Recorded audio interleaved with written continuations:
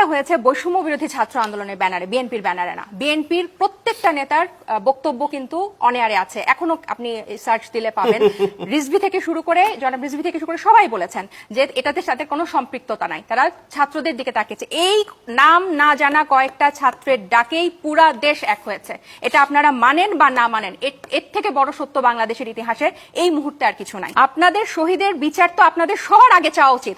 আপনাদের শহীদের বিচার আপনারা না চেয়ে আপনারা সেটার উপর দাঁড়ায় আপনারা নির্বাচন চাচ্ছেন। মাত্র 7 মাস পার হয়েছে, এখনো কিন্তু রক্তের দাগ শুকায় নাই। অনেকে কিন্তু এখনো হাসপাতাল থেকে, পুনর্বাসন কেন্দ্র থেকে এখনো বাসায় যায় নাই। তাহলে এটার উপর দাঁড়ায় যদি আবার নির্বাচন বলেন এবং শহীদ জারি হোক, এই দেশেরই শহীদ, সেটা ছাত্রদের শহীদ হোক, বিএনপির শহীদ হোক, জামাতের শহীদ হোক, এই শহীদদের বিচার না চেয়ে এবং শহীদদের রক্তের উপর দাঁড়িয়ে যদি আবার আপনারা ক্ষমতায় যাওয়ার জন্য, যে 15 বছর ক্ষমতা থেকে দূরে রাখা হয়েছে, এখন ক্ষমতা যাওয়ার জন্য সবকিছু বাদ, আমরা নির্বাচন দাও, আমরা ক্ষমতায় যাব, সেটা জনগণের সাথে এবং এই শহীদদের সাথে বেইমানি করা হবে।